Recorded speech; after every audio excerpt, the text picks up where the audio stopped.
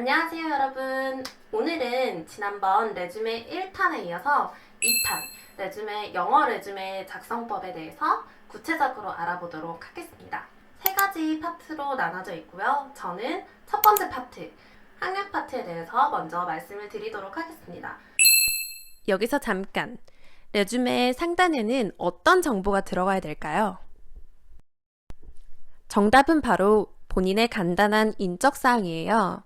우선 자신의 영문 이름을 가장 크게 맨 상단에 적어주세요. 그리고 그 다음에는 영문 주소, 영문 이메일, 그리고 핸드폰 번호까지 적어주세요.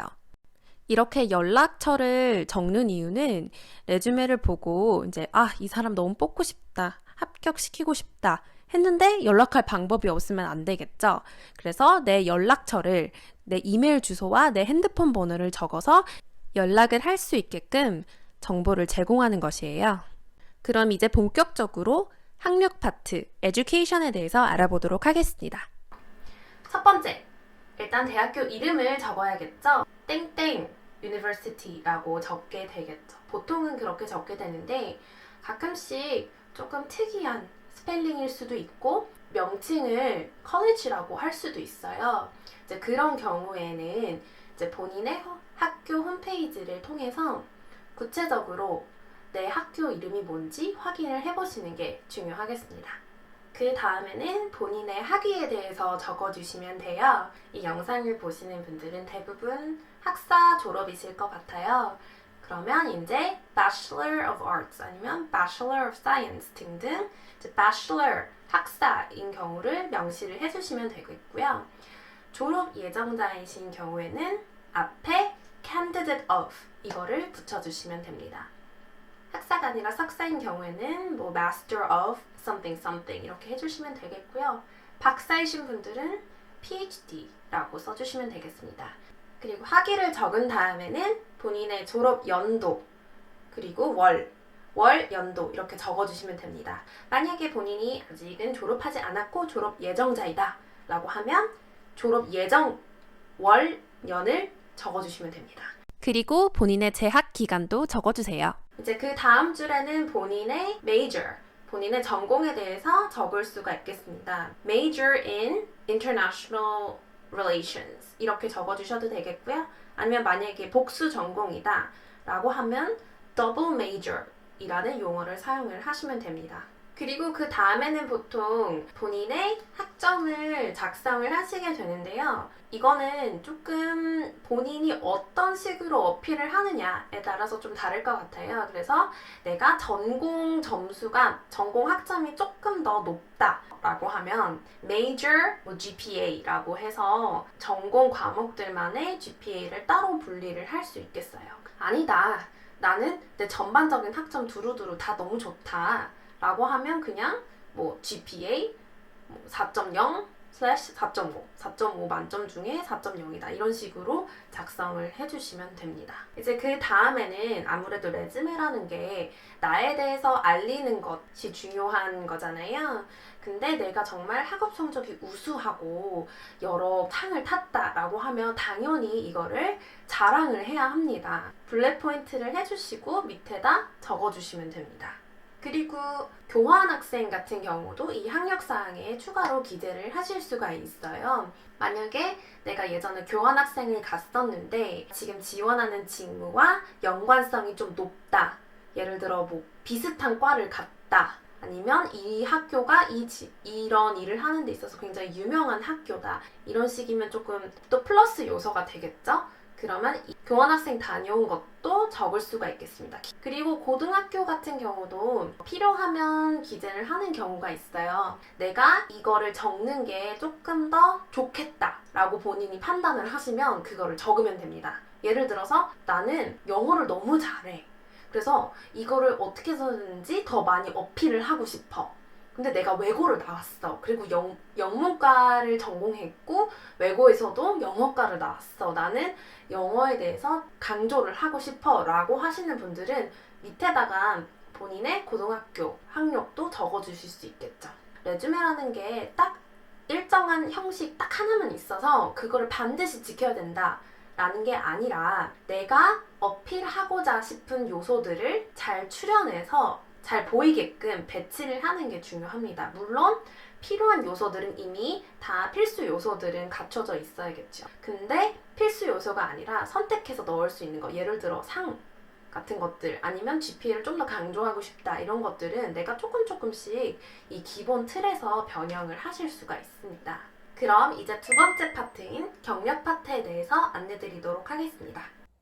그 다음으로는 경력 파트 작성법에 대해서 한번 알아볼 거예요. 경력 파트에서는 회사에 대한 정보, 그리고 그 회사에서 내가 맡은 업무, 이렇게 크게 두 가지로 나뉠 수가 있어요. 회사에 대한 정보에서는 이제 회사 이름, 도시, 그리고 국가 이렇게 적어주시면 되세요. 회사 이름은 레주메에 있어서 저희 이름만큼이나 중요한 부분이에요. 그렇기 때문에 회사 이름을 적으시기 전에 회사의 공식 홈페이지에 들어가셔서 회사의 그 정식 명칭, 즉 회사의 이름의 스펠링, 대문자, 소문자 구분, 그리고 띄어쓰기가 어떻게 되어 있는지 잘 보시고 그대로 레주메에다 옮겨 쓰셔야 돼요. 뭐 예를 들면 주식회사 같은 경우에도 ing가 뒤에 붙는 회사가 있고 붙지 않는 회사가 있어요. 그렇기 때문에 웹사이트에서 잘 구분을 하신 다음에 그대로 쓰시는 게 매우 중요해요.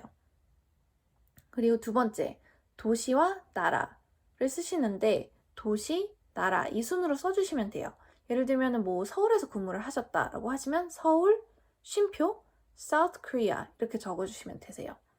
그러니까 서울 같은 경우에는 이제 시 기준으로 적어주시면 되는데 뭐 경기도, 전라도 이제 뭐 서울시가 아니면 이제 다른 도시들은 뭐 도 기준으로 적어주시는 게 가장 좋습니다. 이제 회사에 대해서 기본 정보를 적어주셨다면 이제는 내가 회사에서 맡은 업무를 적어봐야 되잖아요. 여기서는 직책, 근무 기간, 그리고 주요 업무 이렇게 세 가지로 나눠볼 수가 있어요.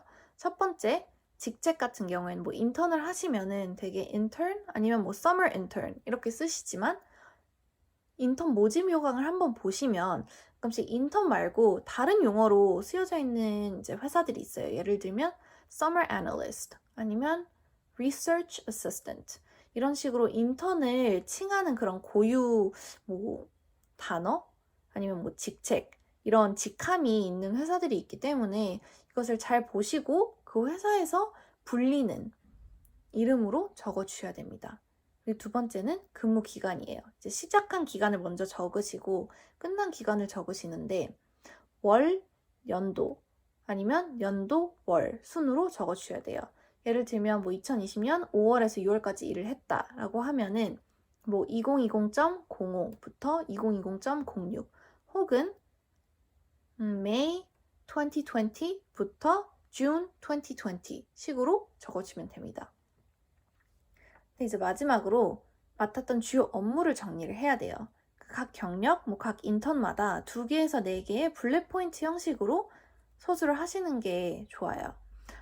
인턴 여러 개이실 경우에는 제가 2개에서 4개라고 말씀을 드린 게 이제 이 레주메에 있어서 내용도 중요하지만 비주얼도 매우 중요해요. 즉 쉽게 읽히는 게 매우 중요하기 때문에 각 인턴마다 이제 뭐 했던 경험이 다르고 내가 쓸 게 많이 양에 있어서 차이가 난다고 하더라도 2개에서 4개로 모든 경력을 통일을 해주시는 게 좋아요. 예를 들면은 뭐 인턴 경험이 2개가 있어요. A 그리고 B. 근데 A가 지금 현재 지원을 하려고 하는 직무에 더 연관성이 있어요. 그럴 경우에는 A는 뭐 4개를 적어주시고 B는 2개를 적어주시고 이러셔도 괜찮아요. 근데 그 이상으로 차이나게 적어주시는 거는 추천드리지 않습니다. 그래서 각 블랙 포인트, 각 업무별로 지난 영상에 알려드린 것처럼 이제 액션 버브를 사용을 하셔서 성과 중심적인 내용을 숫자로 표현을 해주셔야 돼요. 그래서 이제 옆에서 보실 수 있는 것처럼 예시를 하나 읽어드릴게요. 코트라에서 세 번째 블랙 포인트를 보시면 increased Kotra's Instagram followers by 30% from 10K to 13K by uploading 30 postings 라고 쓰여져 있잖아요. 자, 이제 회사에 대한 정보 그리고 내가 맡은 업무에 대해서 구체적으로 적었다 라고 하시면 이제 뭐 회사 공고를 보실 경우에는 가끔씩 회사에서 회사마다 구체적인 요구사항이 있을 수 있어요. 뭐 업무 시작 가능한 날짜를 써라. 왜냐면 외국계에서는 뭐 공채 개념이 없는 곳이 많기 때문에 업무 시작 가능한 날짜를 써라. 혹은 뭐 몇 개월 일을 할 수 있는지 상세하게 기술을 해라. 인턴일 경우에는 그런 게 있을 수 있기 때문에 이거는 이제 경력 파트에서 쓰시는 게 아니라 맨 위에 이제 저희 개인정보, 이름이랑 주소, 그리고 학력 그 사이에다가 첫 줄에 잘 보이게끔 한 줄로 그냥 써주시면 되세요. 네, 그럼 저 PB와 함께 마지막 파트 마무리하고 레주메 이번 세션 마무리 해볼게요. 마지막 파트는 skills 섹션인데요. 이 skills는 신입으로 지원하시는 분들의 경우 맨 하단에 이렇게 위치하면 좋고, 경력직 분들 같은 경우에는 이거를 학력 위에 놓으셔도 좋아요. 왜냐하면 이제 경력직 같은 경우는 사실 학벌보다는 이제 이전 직장에서 자기가 어떤 능력을 쌓았는지 경력 기술을 하는 거기 때문에 이런 경력이나 능력을 맨 위로 올려주는 게 좋겠죠. 일단 신입 저희가 위주로 얘기하고 있기 때문에 신입분들은 사실 스킬이 그렇게 많지 않을 거예요. 그래서 절대 빠지지 않는 그 마이크로소프트 오피스 스위트라고 적어주시면 좋아요.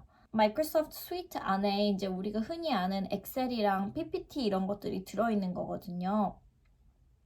그리고 자격증, 자기가 뭐 예를 들어 외국어를 잘한다. 그래서 탭스가 몇 점이다 하면 뭐 탭스하고 괄호 안에 점수 써주고, 근데 외국계 회사 같은 경우는 이런 것보다는 언어 능력으로 많이 적어요. 그래서 이 레주메에도 써 있는 것처럼 언어 능력을 이제 fluency로 얘기를 하거든요. 그래서 저는 한국인이기 때문에 여기 보시면 native speaker라고 되어 있고, 영어는 native fluency. 그러니까 현지인만큼 잘한다. 원어민만큼 잘한다 이 뜻이고요. Chinese는 conversational 또는 working proficiency라고도 쓸 수 있어요. 그러니까 뭐 내가 중국어를 conversational은 사실 되게 못하는데 할 줄 아는 것처럼 쓴 거거든요. 근데 내가 업무를 할 능력이 된다? 이러면 working proficiency라는 표현을 써주시면 좋아요.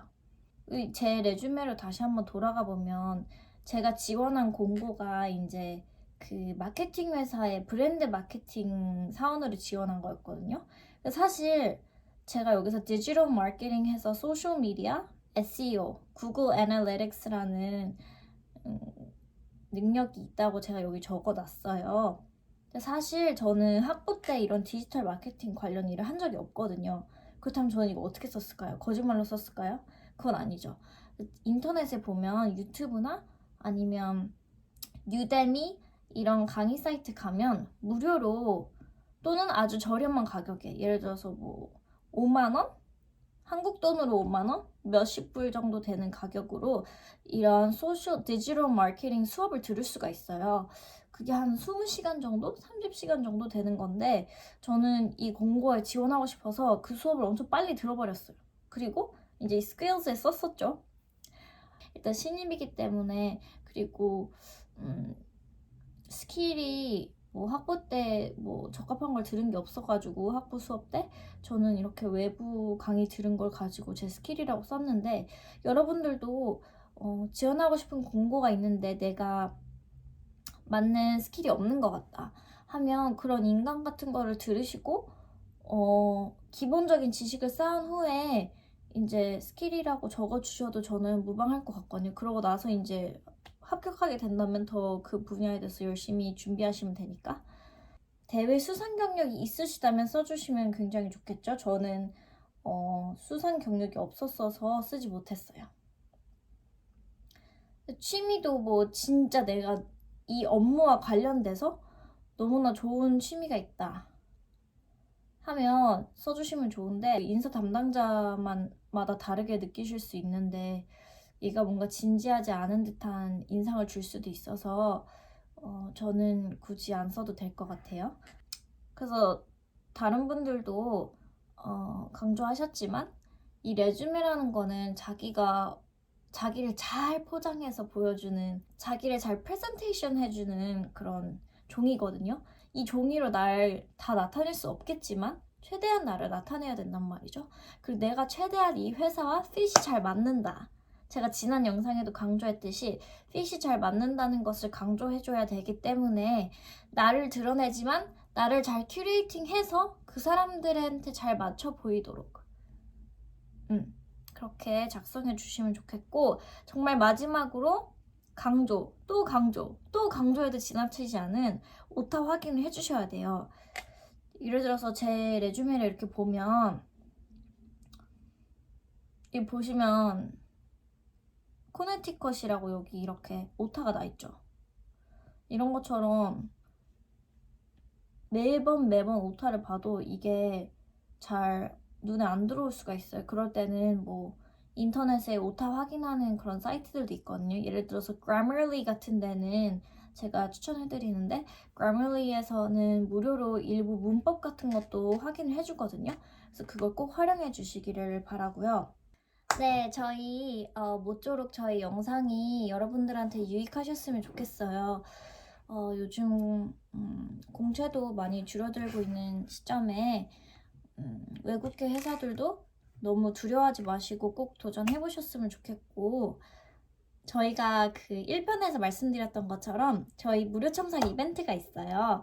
그래서 저희 이 해당 영상 좋아요 눌러주시고 저희 채널 구독 눌러주시는 분들 한해서 선착순 10분 정도를 이 저희 seoulxladies@gmail.com이라고 이 하단에 저희가 써놓을 거거든요. 거기 이메일로 레주메 이렇게 보내주시면 저희가 첨삭해드릴게요. 그리고 여러분, 레주메를 쓰실 때 특히 외국계 회사들 같은 경우에는 커버 레터도 굉장히 중요하다는 거 알고 계시나요? 저희가 이 레주메 편은 2편으로 마무리를 하는데요. 다음 편에는 커버 레터를 가지고 또 여러분들을 찾아뵙도록 하겠습니다. 저희 브이로그도 많이 사랑해주시고 저희 도움되는 채널들도 많이 사랑해주세요. 안녕!